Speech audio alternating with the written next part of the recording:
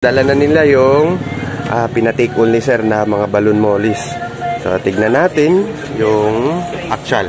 Kano kuya yung asking price mo niyan? 1.5. Kailangan na talaga bulong sakna.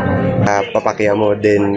Siyempre, hinatid nyo papunta dito. Pang gasolina tsaka pang snack naman lang. Salamat. Okay. So, ayan nga sila sir.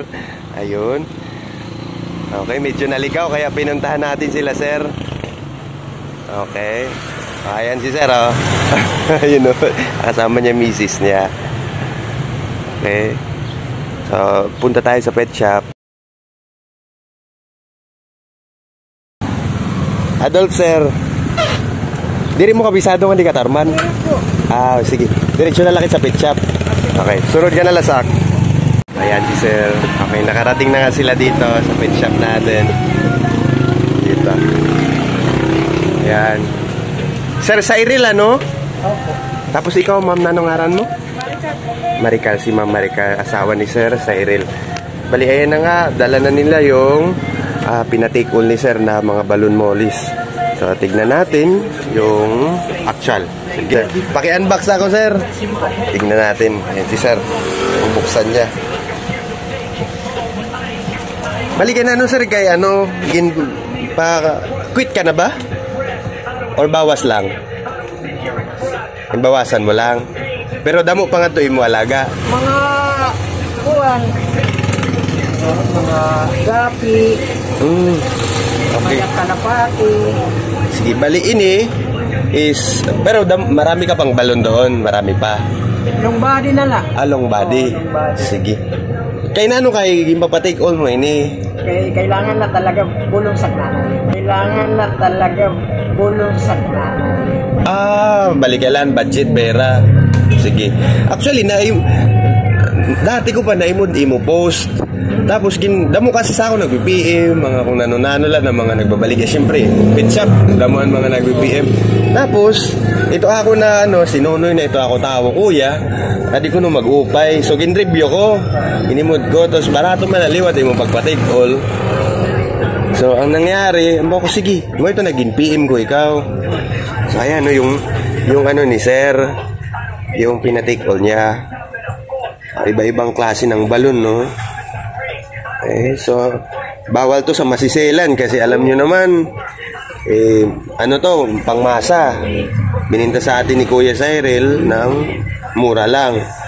So, ayan. Pero makikita nyo naman, magaganda naman. Hindi nga lang siya talaga mga pure na balon, pero, ano pang anuin mo yan?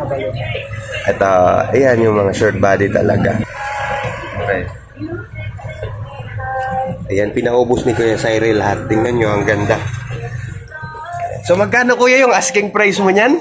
1.5. Okay, 1.5. Diba? So, pumapatak, 100 pieces to? Sakto? Pumapatak, 15 pesos ang isa. Diba? 15 pesos. Diba? So, ano pang hahanapin nyo niyan? Diba? So, yung iba magrereklamo pa. Tapos libre pa hatid, di ba? Hinatid pa ni Kuya dito. Pero syempre hindi natin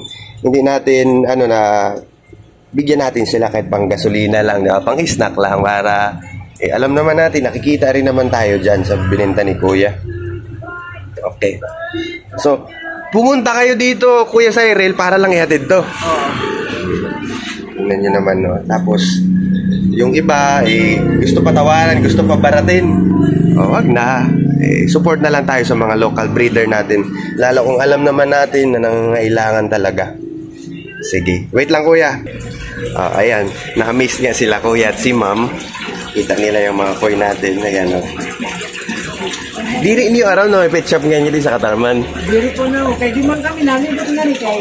Ang maula pagka di pagulog sa scooter. Doon na kami technical talaga. So, ayan. Na-miss niya sila, ma'am. Okay, bayaran na natin sila, Kuya. Kuya, bali ito, yung 1.5 na, yung sa papakya mo din. Siyempre, hinatid nyo papunta dito, pang gasolina tsaka pang snack naman lang. Salamat. So, thank you sa paghatid, ma'am, sir, ha? Sige. Thank you nito, ang gaganda. Sige. Thank you. Sa ulitin. Yeah. Ingat kayo, ingat. Ay, tingnan nyo naman.